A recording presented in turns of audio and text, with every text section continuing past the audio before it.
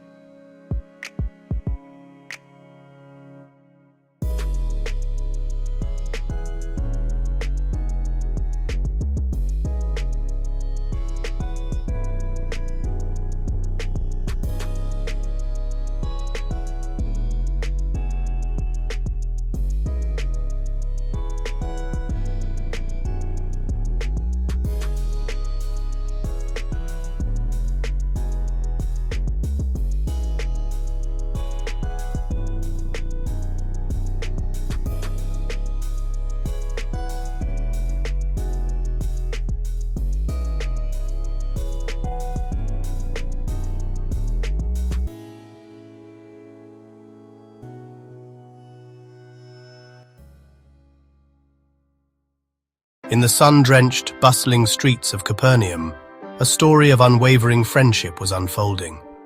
4 faithful friends, their faces etched with determination, carried a man who could not walk. Each step was a testament to their shared purpose, a heavy but hopeful journey. He was paralyzed, a prisoner bound to his mat, his world confined to the view his friends could provide. For years he had known only stillness, but in his eyes a flicker of trust remained. His hope, fragile yet persistent, rested entirely on their shoulders and the strength of their love. Whispers had turned to shouts throughout Galilee. They had heard the incredible stories of a teacher from Nazareth named Jesus, the one who made the blind see and the leper clean. These weren't just tales, they were beacons of possibility igniting a desperate hope within them. With every fiber of their being, they believed their friend's only hope was to reach him. But as they arrived at the house where Jesus was teaching, their hearts sank. The crowd was too great. A dense sea of people pressed in from every side. Every door, every window was an impenetrable wall of bodies. The way was blocked, but their faith would not be so easily defeated. Looking up, past the wall of humanity, their eyes fell upon the roof. Then an audacious, seemingly impossible idea took hold. This was faith in action. Faith that climbed a roof when the door was closed. Faith that broke through the physical and social barriers that stood in their way. Above all, it was a faith that refused to give up on their friend. A love so fierce it would literally raise the roof to find its miracle. Inside, Jesus' teaching was interrupted. Dust began to fall from the ceiling, causing murmurs of confusion to ripple through the crowd as all eyes turned upward. The dust turned into a cascade of debris. Then, with a splintering crack, the ceiling of packed clay gave way. An opening appeared, growing larger as the men above worked with urgent purpose. A brilliant shaft of sunlight pierced the gloom, illuminating the swirling dust. All eyes lifted in astonishment. Framed against the sky were the determined faces of 4 friends, their unwavering faith on full display. Slowly, carefully, a simple mat was lowered on ropes through the opening. On it lay their friend, the paralyzed man, descending right into the very presence of Jesus as the crowd instinctively parted. The murmuring ceased. the entire room fell into a stunned, reverent silence. The air grew thick with anticipation, every person captivated by the audacity and desperation of this moment.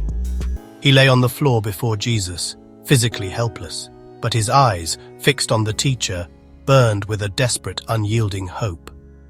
This was the culmination of his friend's radical love.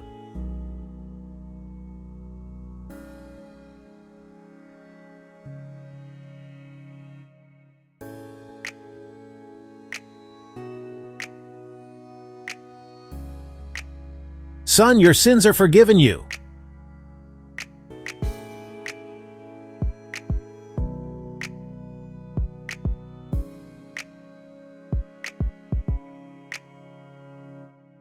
Jesus saw beyond the withered limbs. Before addressing the visible affliction, he perceived a far deeper wound, the crushing weight of sin and shame. He chose to heal the man's soul first. Forgiveness came first.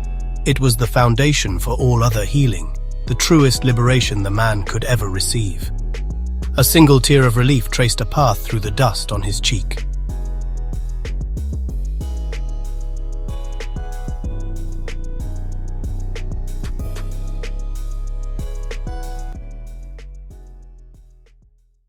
Not everyone rejoiced.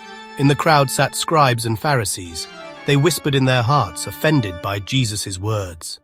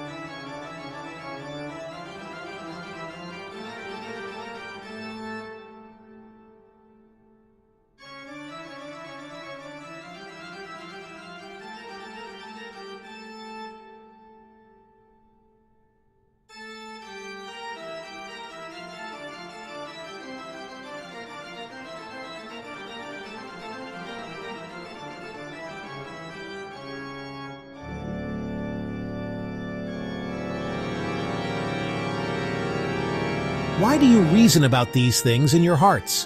Which is easier to say, your sins are forgiven you, or to say, arise, take up your bed and walk?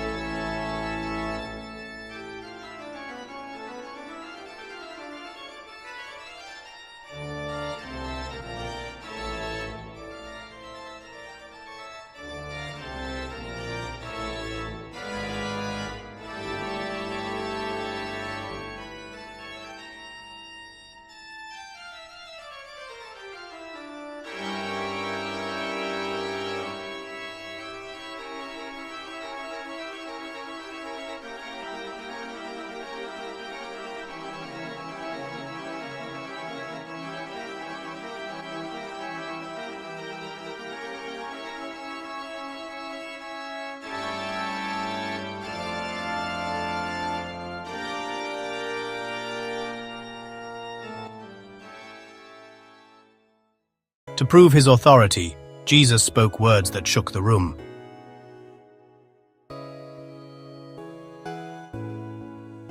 I say to you, arise, take up your bed and go to your house.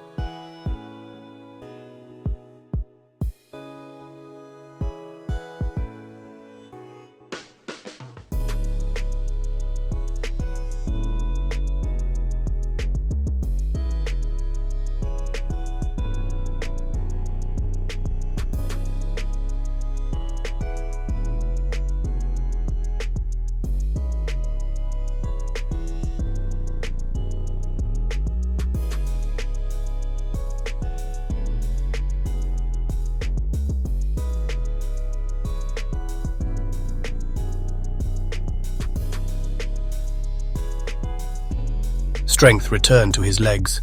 His body obeyed the voice of the Creator.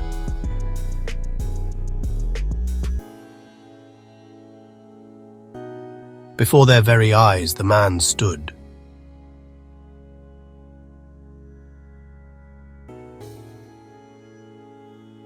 Rolled up his mat and walked.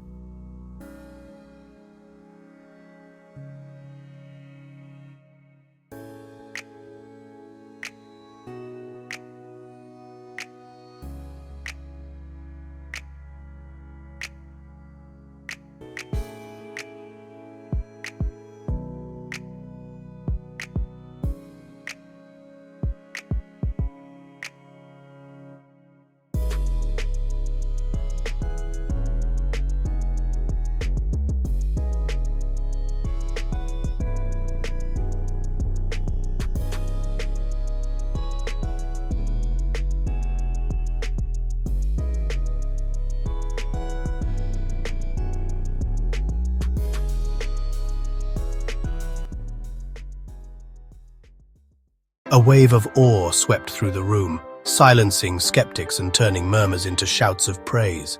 The crowd glorified God, their hearts overwhelmed. They had witnessed a dual miracle, the forgiveness of sins, a spiritual healing unseen, followed by the miraculous restoration of a broken body. In that moment, the authority of the Son of Man to act on earth was undeniable. And what of the friends? Their radical faith, born of love, had literally torn open the roof. In doing so, they accomplished something far greater.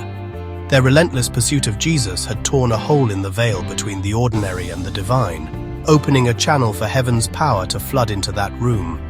The man, once defined by his paralysis, now walked home. His steps were firm on the ground he had only ever been carried over. He carried his mat not as a burden, but as a trophy, a symbol of his past brokenness and present wholeness. He was a walking testimony of a divine power that doesn't just mend bodies but rewrite stories, a power that still speaks to us today. This story invites us to ask, what roof are you living under? What barrier of doubt, fear, or shame stands between you and Jesus? Our own barriers can feel just as impossible as a stone roof. But the faith of these friends shows us that desperation for Jesus can make a way where there is no way. Will you come to him today with that same earnest faith? Remember, the same Jesus who healed in that crowded room is alive and accessible to you right now. He is still full of boundless mercy, resurrection power, and a love that can carry you home, making you whole in every way.